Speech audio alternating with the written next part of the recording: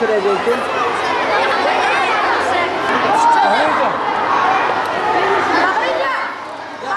Haberi çekebilir misin?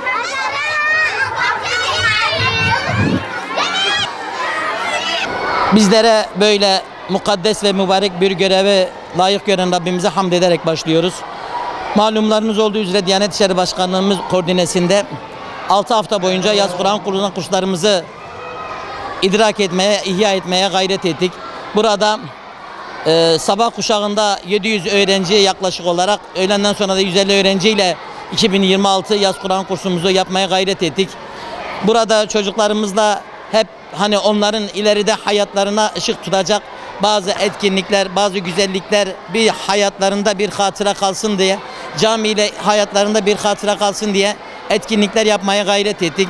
Tabii bu 6 haftalık süre zarfında biz çocuklarımıza Yüce Rabbimizin kitabını, onun kutlu elçisi Efendimiz Aleyhisselam'ın sünnetini, siretini anlatmaya gayret ettik. Yine bunun yanında İslam'ın, imanın şartlarını çocuklarımıza öğretmeye gayret ettik. Malum zaman öyle bir şey ki teknolojiyle çocuklarımız belki kendi okul dersleri dahil olmak üzere geri kalabiliyorlar. Ama biz burada bu çocuklarımıza bu 6 haftalık sürede bunu yapmaya, bunları öğretmeye gayret ettik. Rabbim çocuklarımızı İbrahim Aleyhisselam'ın duasında buyurduğu gibi Kur'an'ın yolundan ve İslam'ın yolundan ayırmasın.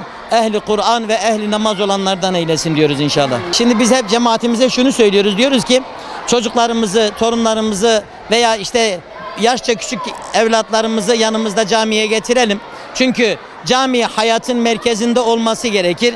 Cami hayatın merkezinde olursa, bizim çocuklarımız camide büyürse, caminin havasını teneffüs ederse, birer ahlaklı birey, ana babasına, vatanına, milletine, dinine hayırlı birer birey olurlar. Dolayısıyla camiyi eskilerin yaptığı gibi, yani atalarımızın, babalarımızın, dedelerimizin yaptığı gibi camiyi hayatın merkezine almamız lazım. Cami hayatın merkezinde olduğu zaman o çocuklar cami eksenli büyüdükleri zaman onların ahlakı da, onların hayatı da Kur'an ve sünnet eksenli olur inşallah diye temenni ediyoruz. Tabi dediğiniz gibi cami, yaz kursu bitti diye cami bitmiyor.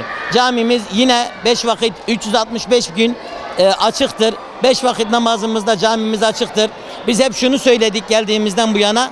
Bizim için yani illa şu saat bu saat Kur'an dersi diye bir şey yok. İstedikleri saatte hangi saatler uygunlarsa geliyorlar, biz onlarla burada Kur'an dersi yapmaya devam ediyoruz.